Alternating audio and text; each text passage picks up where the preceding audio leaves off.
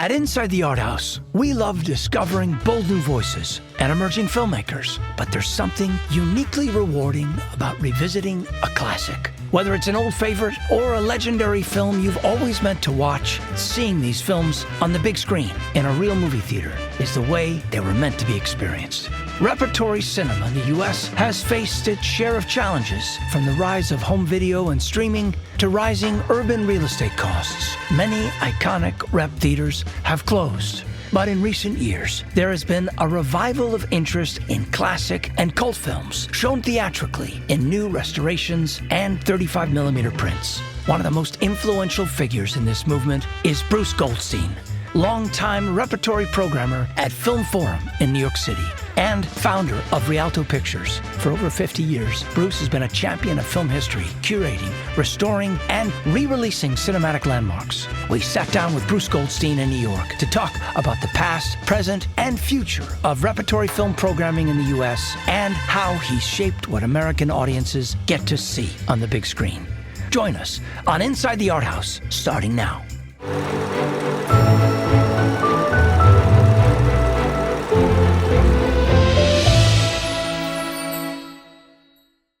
Hi, my name is Greg Lemley. And I'm Raphael Sparge. And welcome to another episode of Inside the Art House. We're in New York City shooting some episodes. We are in the offices, the Repertory offices of Film Forum, meeting with the godfather of repertory cinema, Bruce Goldstein. Oh, I like that Godfather business. That's right. But I mean, you are an inspiration to film programmers around the country, around the world. The stuff that you have been doing here at the Film Forum, it's a guide for all of us. It's astounding. It's astounding. The way in which, whether it's highbrow, lowbrow, whatever, the love of film culture that comes from your programming, of spending time in cinemas is amazing. And, I've tried for years to replicate it, and I know that I can't. But whatever I can do is inspired by the work that you do. You nailed it, though, when you said highbrow and lowbrow, because movies are everything. You can't be all Godard, and you can't be all Ed Wood. You could be a little bit of everything and appeal to different audiences. My calendars, which I no longer publish like a quarterly calendar where you could see everything together in the 3 months, but I try to balance it so that there's a little bit of everything in every 3-month period. So there's a mixture of newer films, newer meaning like the 1990s. Right. Because my view of movies is everything before 1950.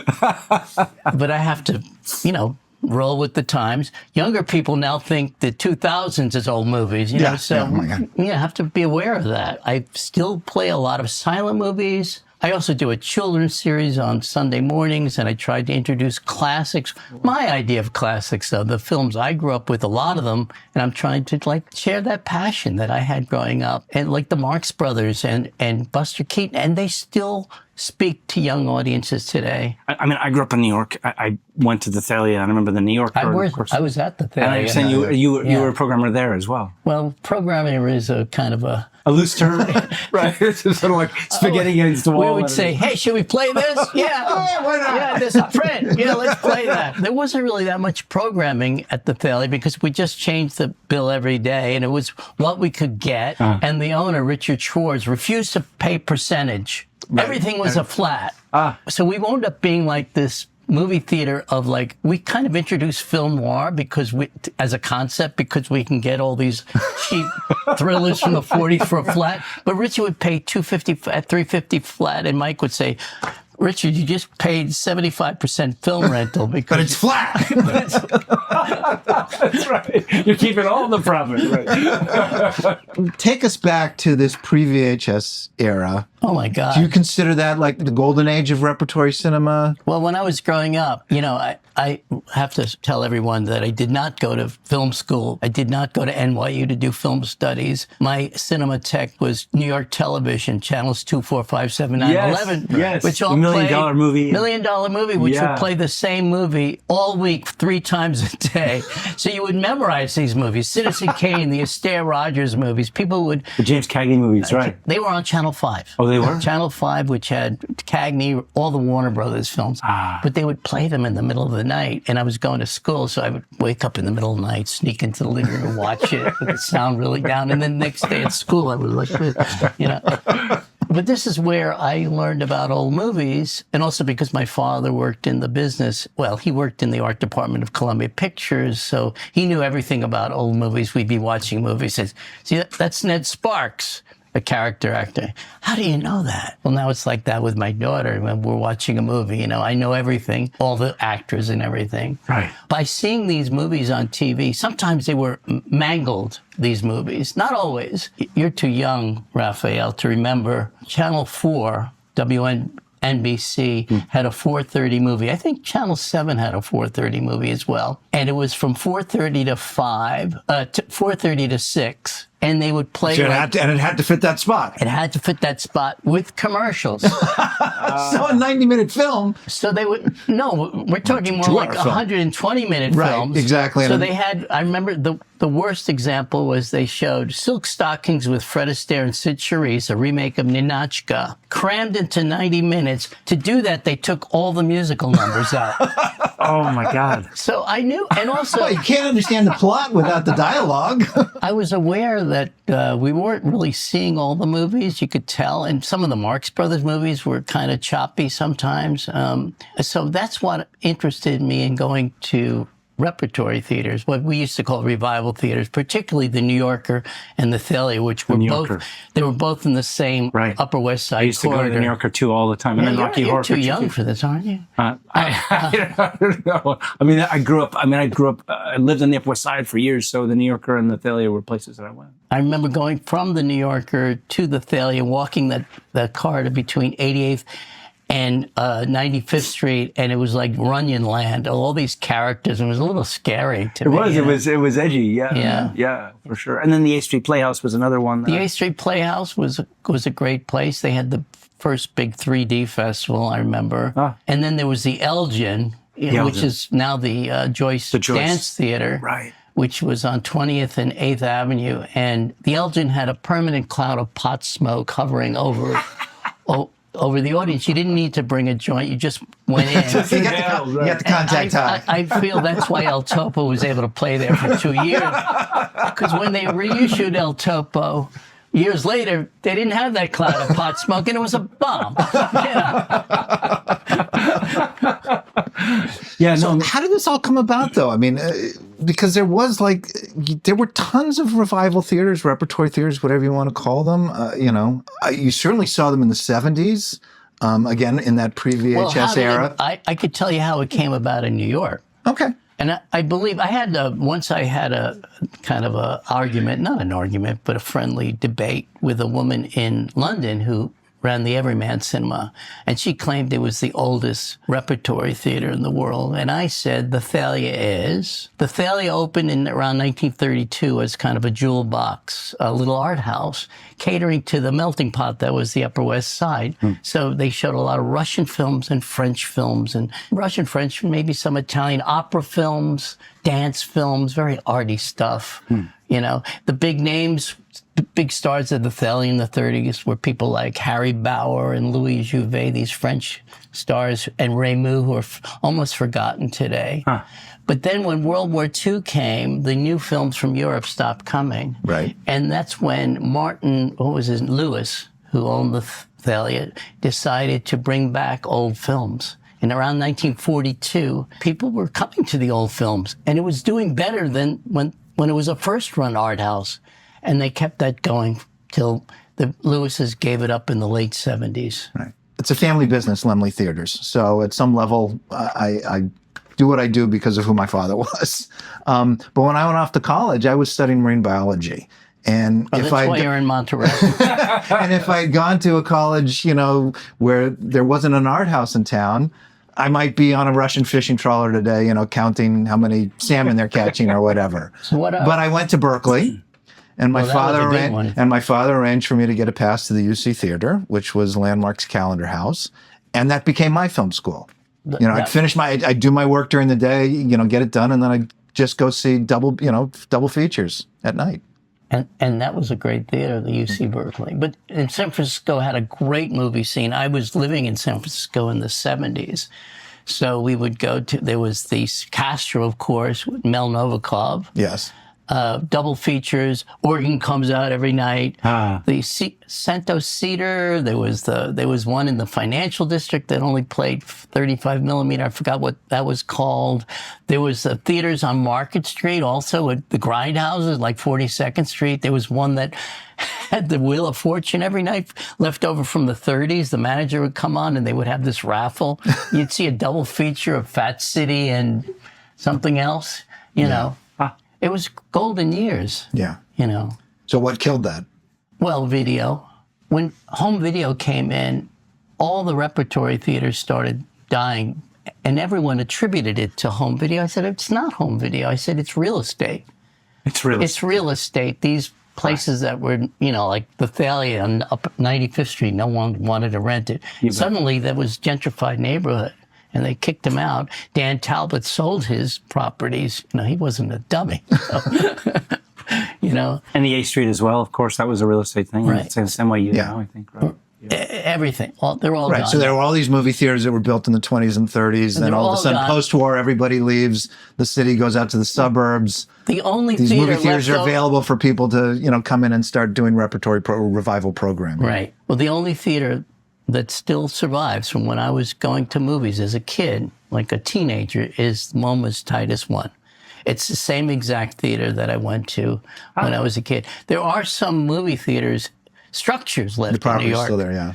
By the way, in the 70s, Radio City Music Hall was a festival of the worst movies of all time because they had a G policy. They missed every important film of the 70s. They could have shown French Connection there. If you look at the movies they were showing at Radio City with the full stage show, it was like Matilda about the boxing kangaroo with Elliot Gould. Right. You know, there was 1776, a real snooze, A Matter of Time, Vincent Minnelli's worst film. You know, that kind of thing. One after the other. The only with one girls dancing in between. The only one that was amazing was they were supposed to show what was the one with Candice Bergen? It's kind of like a Lawrence of Arabia knockout to Something in the Wind. A Wind in the Lion? A Wind in the Lion, I think so. And that wasn't ready from MGM.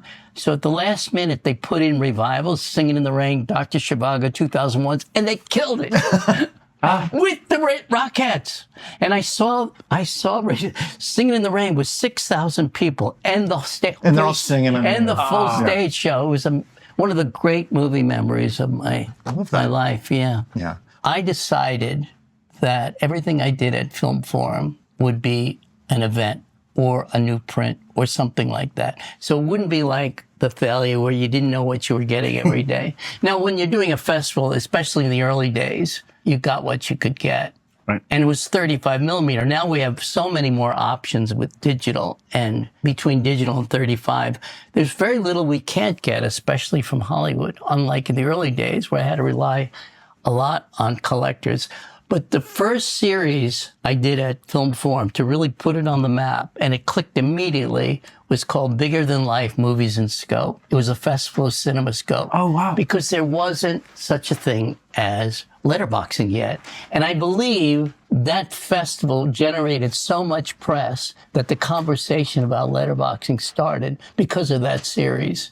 My first double feature that I programmed on a calendar was a Nicholas Ray double, which was Rebel Without a Cause and Bigger Than Life. And I sent out a still. I was also doing the publicity at the time myself. So I sent out a still from Rebel with James Dean lying in the gutter when you see the full CinemaScope image. Then I showed what it looked like on TV. Every newspaper picked that up. Oh, wow. Okay. Yeah. That's great. Yeah. And that was a huge hit, that series, and that kind of put us on the map. But then I decided, you know, if you can get stuff on VHS, then we have to make everything an event, or as much as possible an event. That's when I brought in, like, I did a gimmick series. That's when I first did the Tingler we wired the seats and things like that, you know. That I never saw that. That's pretty cool. Well, I'm doing something like that at TCM, but that's entre nous. And TV maybe stopped programming some of these kinds of films for a period of time, at least. And you didn't have AMC, American Movie Classics, AMC, which is not playing movie classics right now. You didn't have TCM. At some level, theatrical was kind of, you know. There were always old movies on television, but they didn't have a certain period was ignored, which was pre-code. And that's one of the things I did at Film Forum. I really promoted pre-code movies, and I did big pre-code festivals. We suddenly found we had access through Dick May at Turner to all these films that had not been screened in New York or anywhere for decades, or they were never on television. Things like Public Enemy would be on TV, but Babyface wasn't on television. Yeah. No, obviously, you're right. Now that I think about it, the opportunity to put something on VHS now represented a profit center for the studios with these big libraries. But in order to put it out on VHS, you had to find a master, and you had to get it, cleaned up and made ready. And all of a sudden, all right, we'll make a print. Well, there were prints, and some of them in those days we were getting a lot of the pre-code movies from collectors, particularly Bill Everson. But now, pretty much everything we can get a print of everything. Okay. Or digital, mostly prints of the older movies, actually. The odd thing is it's easier to get films from the 30s and 40s than to find some films from the 90s and 2000s. We just did a New Yorker festival, and we couldn't find a print of The Hours. But we finally did, but it was really hard. It was pretty hard. Going back to pre-code, it was only because of the success of our pre-code festivals that George Feltenstein did a series called Forbidden Hollywood, and he started putting them out on VHS tape in association with TCM. I mean, a theater like ours could have a big impact. I mean, that's the thing. I mean, you're not just programming, you're actually you're amplifying, and you become kind of a transmission point for thoughts and ideas, and you get picked up in the Times, and then ideas generate. Well, we used to get picked up in the Times. When there used to be actually someone who would write about film. We're lucky to get a little squib on Fridays, but it's not so. Not that we wouldn't want a big article in the Times, but with social media and our own, we've nurtured this audience over 40 years or more, because Karen was doing Film Forum without Repertory. Oh, well, what year did she start? 1970. That's 55 years. Jeez. Yeah, she's retired now, and the Times was so important. Vincent Canby would write huge articles on our festivals. I mean, when we reopened with Preston Sturgis, he devoted the front page of the art section and 2 jump pages. Wow. Think of that today. Yeah. Forget it. Yeah. Yeah. I mean, the arts and leisure section generally comes now. It's like this, it's teeny. Yeah. New York is a film culture town. It is a culture town. It is a culture town, but it holds so much. It's always had so many of the wonderful theaters, and it is the programming is so influential around the country. So there was a time when we were the only one, and now in the last few years, there's been a big revival all over the country of Repertory. I attribute this a lot to digital. It makes it easier for people to show things. And also, you're not shipping these expensive prints. That's the other thing. 35 millimeters, incredibly expensive to ship, as Greg knows, right? It is, yeah. Yeah. I'm seeing little theaters in small towns doing Repertory, and it's fantastic. Alicia Malone, who's one of the TCM hosts, she's on the board of a theater in Maine. She wanted me to talk to the president, and I looked at their website. I said, "You're doing great. You don't need me." This would have been unheard of 20 years ago, these specialized theaters. I think it's also in response to streaming, and that going to first-run theaters, well, sorry, Greg, but it's not as special as it might have been, Arguably. Yeah, With some exceptions. Yeah. You know what I'm saying? Yeah. Let's bring us up to today.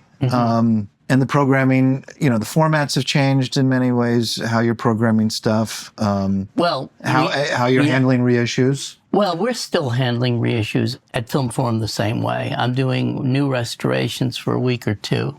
And then we now have a 4th screen, which makes it easier to hold things over. So a lot of things are holding over 3, 4, 5 weeks or more. I looked at the Film Forum grosses for 2024. From what I could see, 6 or 7 of the top 10 engagements, the highest grossing, length of the run for 2024 were reissues. Absolutely. Films like Nostalgia. Okay, forgive me. Oh, you're not of Russian background. I am, but I think it's Nostalgia. Let's go with that. Yeah, Nostalgia, the Tarkovsky film. How about that? We haven't talked about Rialto. That was the biggest film in our history, of course. It had never been released. And for some reason, sometimes we find films that have never been released in America, and I can't understand it. I can name at least three Rialtos that never were. Army of Shadows, and we won the New York Film Critics Circle Best Foreign Film of the Year. 39 years after it was made, there was the Sony Classics table sitting there. The director and Michael Barker, they had Lives of Others, and they were so pissed. I don't know if we're going to keep that in. Oh, no, we're absolutely keeping that in. Sorry, Michael. He's a great friend. I mean, the inspiration for your programming, what when you sort of think about, okay, I've got this much real estate, what do you turn to? Well, in the early days, it was me coming up with stuff. Now a lot of things are offered to us. And a lot of things are offered to us that don't really fit in what I think Film Forum's program or audience is. But it's a hard thing to say. It's a hard thing to tell a distributor, well, this is not quite right. You either know what it is or you don't. I often get, Greg, you get this. This is perfect for your audience. Well, I'll be the judge of that. I'm the best judge of that, right? Do you get that? Yeah, sure. Yeah.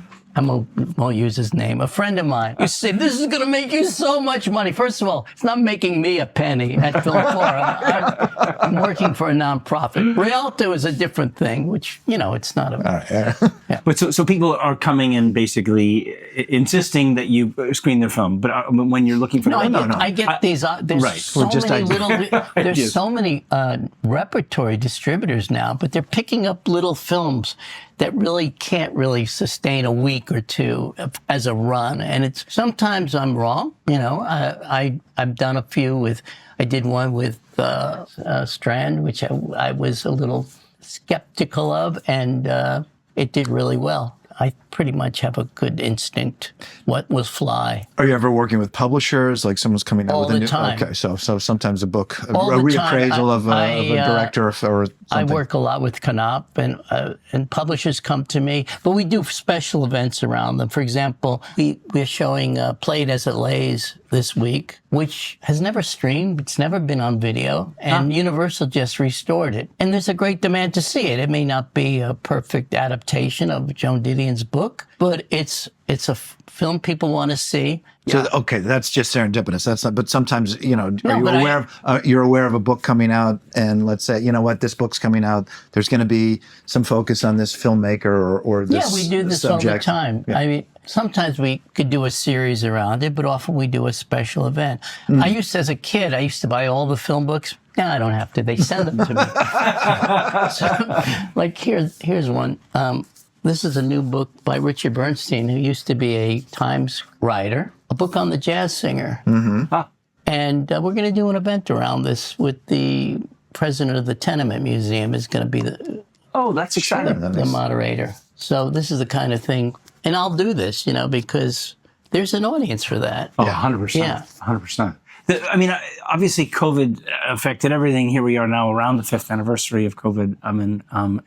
There were a lot of calls. Well, you had one of your big hits coming out of COVID with La Piscine. Oh, when you couldn't get people. Huge. Yeah, I mean, we couldn't get people to come see a first run film, but we could get them to see I did a slideshow for MoMA did a Rialto's 25th retrospective. I did an introduction about La Piscine showing how snowballed the publicity. It was hilarious. I'm trying to think. I would show it to you, but it was like, first of all, we discovered it had never been reviewed in the Times. Now, there are films that have never been released. That's one thing. But then every so often we find a film has never been reviewed in the Times. And the Times used to have a policy that every film that opens in New York has to be reviewed. So we got a kind of a lukewarm review. And then people just started coming and coming and coming until it was noticed by the Times again 2 months later in the style section. Why New Yorkers are flocking to this. It was like this big thing with color.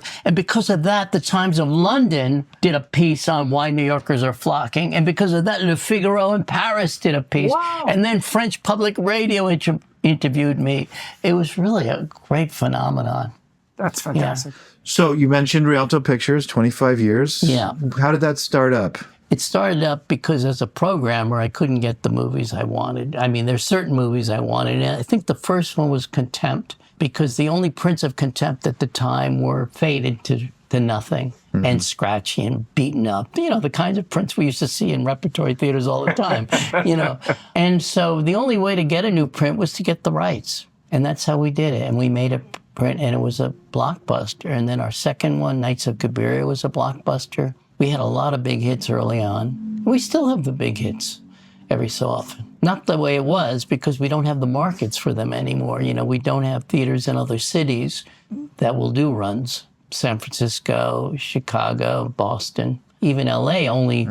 We have a great partnership with Greg and the Laemmle Theaters. We'll play the films. Unfortunately, they don't play as long as they used to. But you do have a really vibrant movie scene in LA now, between the Laemmle Theaters and the American Cinematheque and the, what was the Vidiots? Vidiots' new one, Brain Dead. There's definitely some more venues, which is great. And I'm hoping Brain Dead, formerly the silent movie.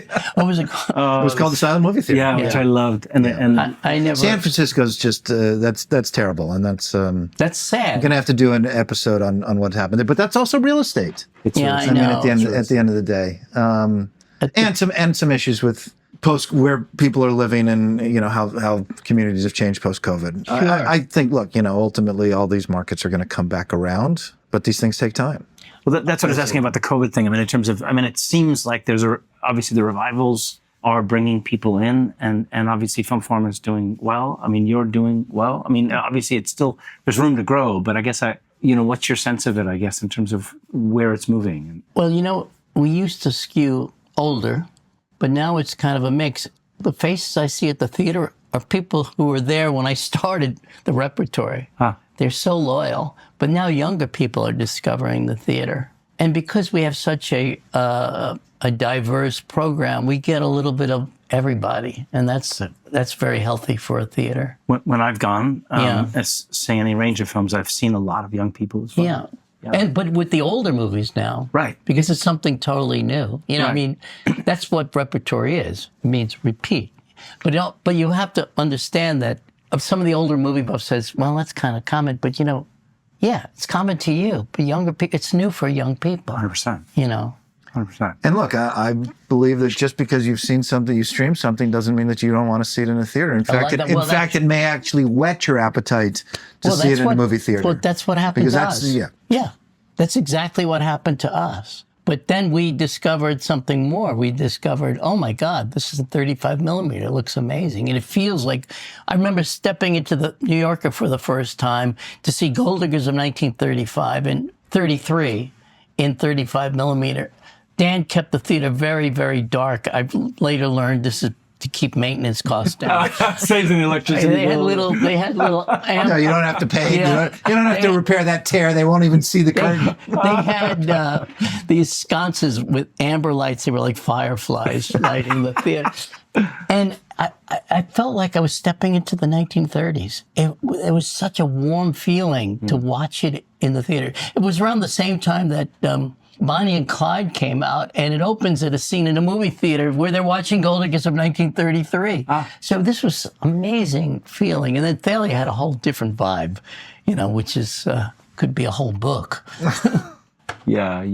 Well, look, what you're doing, what you've been able to program, the fact that it's there, the fact that it's so vibrant.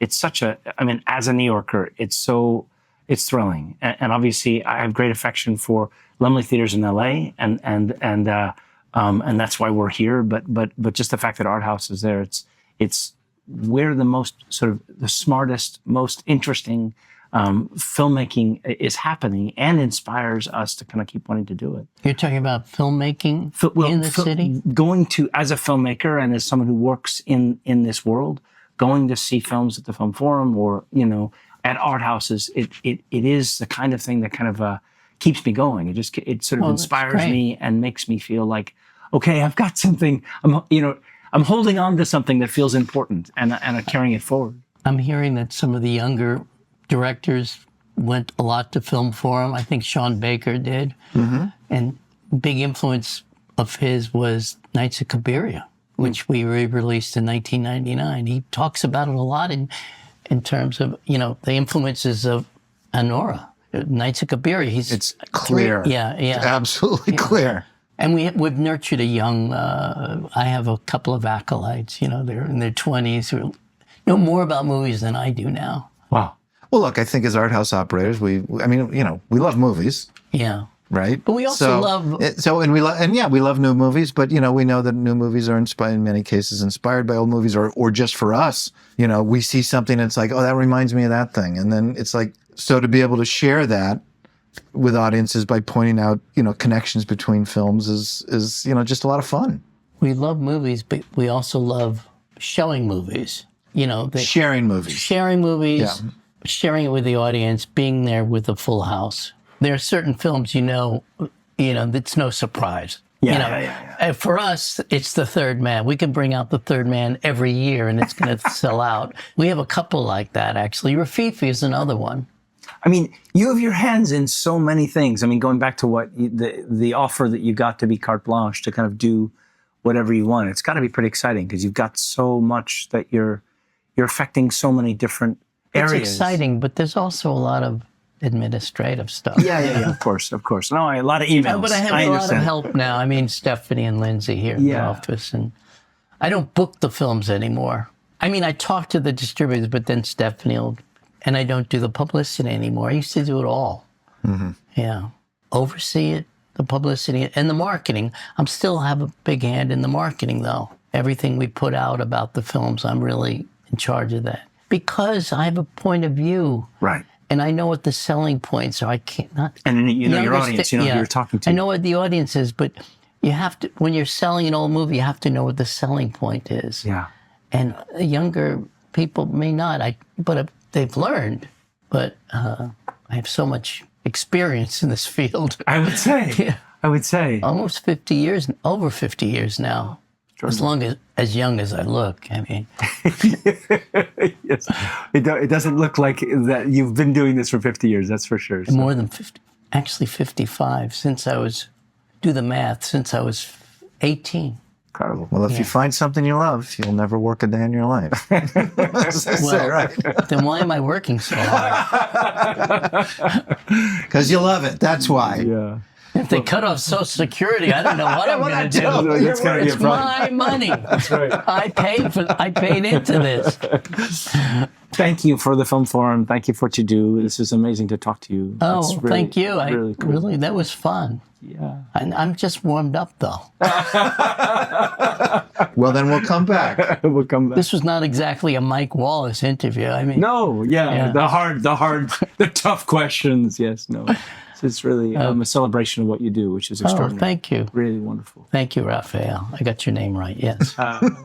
Greg. It's really great to meet Greg in person. As I told him, I knew his father a little bit. I mean, I met his father a few times. And I met his grandfather, Max, in 1983. Amazing. At the newly renovated Monica Theater. The most beautiful theater ever built. Is that what he said? That's what he said. That's fantastic. Yeah. Well, Bruce, we really appreciate you giving us the time for this conversation. It was a lot of fun. And for those of you that joined us to watch this episode, thank you. We really appreciate that you're here. Please like and subscribe, and come back to join us again on Inside the Art House. See you next time. Our show was produced by Raphael Sparge with on-site producer Noreen Dickerson. Supervising producers are Thomas Cassetta and Miles McCreary. Our show was edited by Gabriel Emily and sound mixed by Thomas Cassetta. Our musical theme was composed by Isabel Engman and Gerardo Garcia Jr. Marketing by Gabriel Emily. Show graphics by Jenna DeAngelis. Additional marketing and web design by Stephanie Peters. Filmed at the historic Laemmle Royal Theater in Los Angeles, California. See you next time on Inside the Art House. If you like today's show, please consider subscribing to our channel to learn more on Inside the Art House.